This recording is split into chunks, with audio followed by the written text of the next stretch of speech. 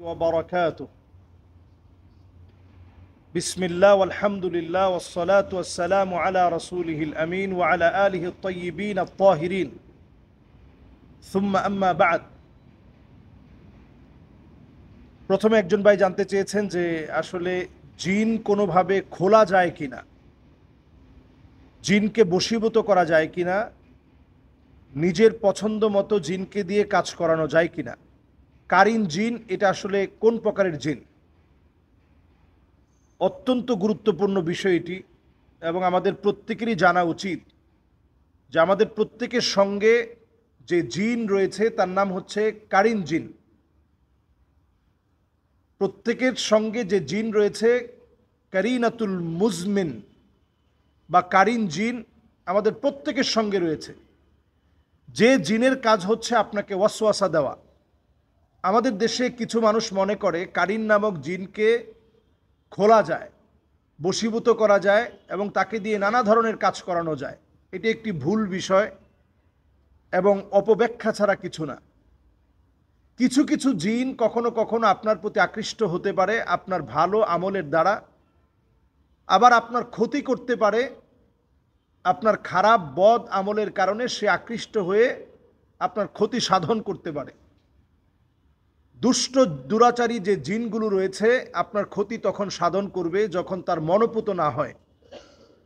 আবার আপনি ইবাদত বন্দেগী করছেন, কখনো কখনো ওয়াসওয়াসা দেওয়ার জন্য দুষ্ট দুরাচারী জিনেরা আপনার ক্ষতি করার চেষ্টা করবে। প্রতিনিয়ত আপনাকে ওয়াসওয়াসার মধ্যে ফেলে দেওয়ার জন্য কারিন নামক জিন রয়েছে, সে প্রতিনিয়ত আপনাকে ওয়াসওয়াসার মধ্যে ফেলবে।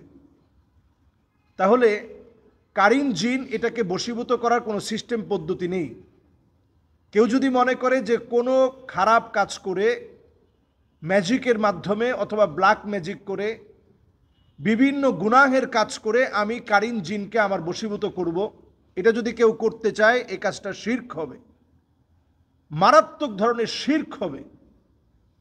এই কারিন জিনকে মানুষ বশীভূত করতে চায় এই জন্যে যে এই জিনকে দিয়ে আমি আমার কার্য সাধ্য করব, বিভিন্ন কাজকর্ম করিয়ে নিব। এই কাজকর্ম করানোর লক্ষ্যে অনেক সময় জিনকে আমরা বশীভূত করি। আল্লাহ রাব্বুল আলামিন আমাদের মতো করে তাদেরকেও বানিয়েছেন। আল্লাহ রাব্বুল আলামিন আমাদের মতো করে তাদেরকেও আল্লাহ তাআলা ইবাদতকে বাধ্যতামূলক করেছেন। শরীয়ত আমার উপরে যেভাবে অর্পিত তার উপরও শরীয়ত ঠিক একইভাবে অর্পিত। আল্লাহ তাআলা মানুষকে বরং জিনের চাইতে শক্তিশালী বানিয়েছেন বহু দিক থেকে। জিন আপনার তেমন কোনো ক্ষতি করতে পারবে না যদি আপনি প্রতিনিয়ত কিছু কিছু বিষয়গুলো আমল করেন। যদি আপনি প্রতিনিয়ত আয়াতুল কুরসি পড়েন, সূরা ইখলাস, সূরা ফালাক, সূরা নাস পড়েন, সূরা জিন যদি আপনি তেলাওয়াত করেন, ঘুমানোর আগে যদি সূরা জিন 3 বার তেলাওয়াত করেন, ফজরের পরে যদি আপনি 3 বার তেলাওয়াত করেন, কিছুদিনের ভিতরেই জিন আপনাকে ভয় পাবে। তাদেরকে বশীভূত করা লাগবে না। আপনি দেখবেন কোনো জিন আপনার কোনো ক্ষতি করবে না, বরং আপনার ভক্ত হয়ে যাবে।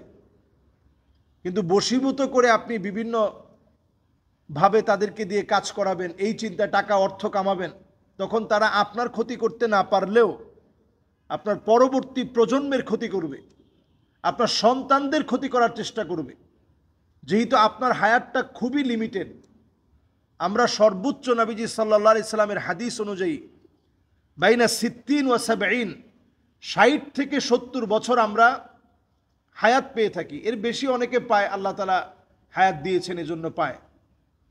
নর্মালি আমরা 60 থেকে 70 আমাদের নবী সাল্লাল্লাহু আলাইহি সাল্লামের উম্মতদের গড় আয়ু।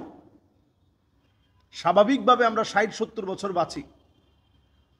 আর একটা জিন 2500, 3000, 3500 বছর পর্যন্ত বাঁচে। তো সে আপনার প্রতিশোধ নিতে না পারলেও পরবর্তী প্রজন্মের প্রতিশোধ নেবে। এজন্য এই বিষয়টা অত্যন্ত খেয়াল রাখা দরকার যে জিন নিয়ে ঠাট্টা করার বিষয় না। আমরা কারিন জিনকে এখন এই শব্দটা একেবারে পরিচিত। অনেকেই এই কারিন জিনকে বশীভূত করার বিভিন্ন মন্ত্র শিখছেন, নানাভাবে এটাকে কিভাবে বশীভূত করা যায়। এই ধরনের মন্ত্রতন্ত্রে বিশ্বাস করে ঈমান ধ্বংস করা যাবে না। নবী সাল্লাল্লাহু আলাইহি সাল্লাম বলছেন, মান আতা কাহিনান আও আররাফান ফাসাদ্দাকাহু বিমা ইয়াকুল ফাকাদ কাফারা বিমা উনজিলা আলা মুহাম্মদ সাল্লাল্লাহু আলাইহি সাল্লাম। কেউ যদি এই জাতীয় কর্মকাণ্ড করে, বিভিন্ন জিনকে বশীভূতকরণ অথবা এই ধরনের গণকদের কথাবার্তা এগুলা যদি বিশ্বাস করে, ফাকাদ কাফারা বিমা উনজিলা আলা মুহাম্মদ সাল্লাল্লাহু আলাইহি সাল্লাম, নবীজি সাল্লাল্লাহু আলাইহি সাল্লামের উপরে যা অবতীর্ণ হয়েছে সে কেমন যেন এটাকে পুরা অস্বীকার করলো। কাজী এই জাতীয় কর্মকাণ্ড পুরোপুরি আমাদের মন থেকে বাদ দিতে হবে। এবং জিনরা কোনোভাবেই আমার চাইতে শক্তিশালী না। একটা আয়াত আপনি মুখস্থ করে নেবেন, ওয়াল্লাহু খায়রুন হাফিযান ওয়া হুয়া আরহামুর রাহিমিন। এই আয়াতে কারিমাটা প্রতিনিয়ত পড়েন, ইনশাআল্লাহ কোনো জিন আপনার চাইতে শক্তিশালী হতে পারবে না, বশীভূত করা লাগবে না, এমনিই তারা আপনার ভক্ত হয়ে যাবে, আপনার দ্বারে কাছে তারা ঘেঁষতে পারবে না। ক্ষতি করা তো অনেক দূরের বিষয়। এজন্য আমরা আমল করার চেষ্টা করব, প্রতিনিয়ত নিজেদেরকে আমল দিয়ে আমরা সাজিয়ে রাখার চেষ্টা করব।